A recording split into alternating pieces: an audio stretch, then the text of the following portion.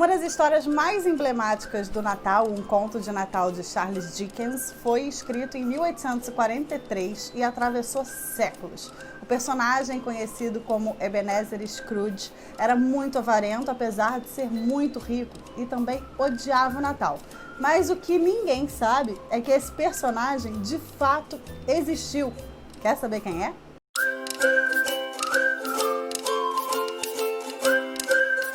Já parou para pensar que existe uma certa lógica no discurso de quem odeia o Natal? O que eu tô dizendo aqui não é a minha opinião não, viu?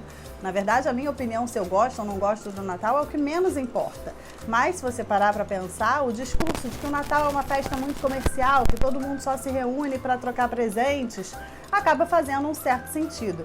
Agora, antes de você desligar esse vídeo e achar que eu sou praticamente um Grinch, continua, porque o que eu tenho para contar é até um spoiler, viu? Todos os personagens que odeiam o Natal, no final das histórias, eles acabam mudando de lado. Hoje, por mais que a gente saiba que existem vários personagens que odeiam o Natal, o Grinch, o Bug do Estranho Mundo de Jack, o Charlie Brown, por mais que a gente saiba que esses personagens fazem parte do imaginário do Natal, o Scrooge é um dos mais famosos, inclusive talvez a origem de todos eles, né? Todos eles se inspiraram depois no Scrooge, porque o Scrooge é o mais antigo. Ele está aí desde 1843, transformando aí a nossa mentalidade de Natal e o nosso espírito natalino. Muito prazer, esse que vocês acabaram de ver aqui na tela é o Scrooge. Um velho muito avarento, Ebenezer Scrooge era muito rico, mas não dividia nem um centavinho do que ele tinha com ninguém. No Natal ficava num mau humor insuportável. Entrava em casa onde ele morava sozinho e essa casa estava sempre às escuras, porque ele queria economizar luz, não queria gastar nem dinheiro com isso. Na época, 1843, não tinha luz, tinha vela, então ele queria economizar, era parafina mesmo. Então o Scrooge, com esse mau humor, era odiado pela cidade inteira. Ninguém conseguia gostar dele. Inclusive o próprio funcionário mal falava com ele, morria de medo. Ele era um homem de negócios e só gostava de falar disso. Quando não era negócios, ele estava realmente calado, ignorando todo o resto do mundo. Ele só tinha uma pessoa que realmente gostava dele, o sobrinho, que todo Natal ia lá bater a porta dele para pedir para ele ir ceiar, mas ele sempre recusava o convite, com a mesma e velha desculpa. Natal? Pra que Natal? Não gosto de Natal. Só que em um Natal, tudo acontece de forma diferente. O fantasma do antigo sócio dele reaparece dentro da casa dele e fala para ele que ele será provado por 3 espíritos. Esse fantasma também era uma pessoa que, enquanto estava na Terra em vida, não teve uma vida muito bacana. Esse fantasma estava acorrentado. E aí Scrooge se confronta com 3 espíritos de Natal.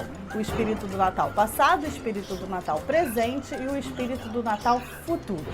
Depois que ele viu o passado, o presente e o futuro dele mesmo, e que ele viu que o futuro não era nada bom, ele resolveu modificar o pensamento e se tornar uma pessoa melhor. Só que o Scrooge na história teve essa oportunidade. O Scrooge da vida real, esse já não. Há indícios muito fortes de que o Scrooge foi inspirado em um político do século XVIII chamado John Elves. Esse político morreu 35 anos antes de Dickens escrever a história, o Conto de Natal.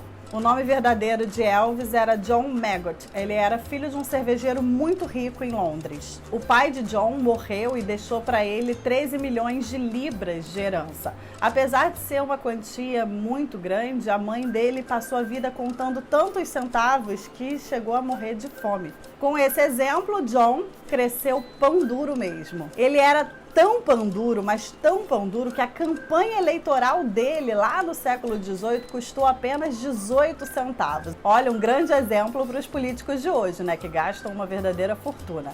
E ele ia trabalhar todos os dias no parlamento com um cavalo velho, bem velho, tudo para não gastar dinheiro. E no estômago, ele só tinha um ovo cozido, era a comida dele. A personalidade dele, excêntrica desse jeito, ficou tão conhecida que hoje, se você for em Londres, vocês vão conseguir ver imagens dele, né, pintadas com sacos de dinheiro nas mãos, segurando com bastante força aquele saco de dinheiro. Ele sempre foi retratado desse jeito e tem várias imagens dele nesse sentido lá no museu. Quando John ficou mais velho, ele ainda recebeu uma herança de um tio chamado Harvey. E com esse tio ele aprendeu ainda a ser mais pão duro do que já era. A herança era de 33 milhões de libras se fôssemos falar do dinheiro atual, né? Esse tio, que também era pão duro, passava noites a fio bebendo uma única taça de vinho com o John. Os dois dividiam a mesma taça e passavam a noite inteira falando sobre como a sociedade esbanja tanto dinheiro e eles conseguem fazer a fortuna deles triplicar simplesmente não gastando nada. Eles tinham até um orçamento anual. O John, o orçamento anual dele era de 50 libras por ano. Já o tio Harvey, com quem ele aprendeu a ser ainda mais sovina, o orçamento anual dele era um pouquinho mais abastado, 110 libras por ano. John dizia que guardava tudo que tinha para um sobrinho, para um coronel que tinha o nome James, que era amigo dele, e para os dois filhos ilegítimos, George e John, cuja mãe nunca foi conhecida. No hall das pandurices, ele nunca pegava um táxi, andava mesmo na chuva, todo maltrapilho, todo molhado, e frequentemente as pessoas achavam que ele era um mendigo e davam esmolas para ele. Com tanta economia, a fortuna dele de 33 milhões de libras subiu para 110 milhões de libras. Mas no leito de morte, o médico de John disse que ele teria vivido pelo menos mais 20 anos. Ele morreu quando tinha 75. Esses 20 anos ele ganharia se ele tivesse usado só um pouquinho do dinheiro para cuidar de si mesmo. Apesar de pão duro, Elvis ajudava muito os amigos. Se tinha algum amigo em apuros, aí sim ele resolvia coçar o bolso. E era uma pessoa bem cortês, ao contrário do Scrooge da história, né? Que não era nada amigo de ninguém. Essa personalidade do John Elvis chamou a atenção de um escritor britânico que escreveu um romance sobre ele e publicou esse romance em 1842. Esse romance provavelmente passou pela vista do Dickens, que transformou a história no conto de Natal que nós conhecemos hoje. O nome Scrooge Dickens tirou de uma lápide no cemitério de Edimburgo. Essa é a história da história mais famosa de Natal que nós conhecemos. O mais importante dessa história é a mensagem que ela deixa, né? Natal não é só uma data. Natal tem que ser vivido o ano inteiro. O espírito do Natal precisa existir durante todo o ano. Recomendo a leitura de Um Conto de Natal de Charles Dickens e espero que vocês tenham gostado desse vídeo. Aliás, me respondam aqui embaixo, vocês amam ou odeiam o Natal? O que vocês acham? É uma data tão comercial assim? Ou a gente precisa, de vez em quando, trocar uns presentinhos pra gente lembrar que a gente ama e é amado? Um beijo!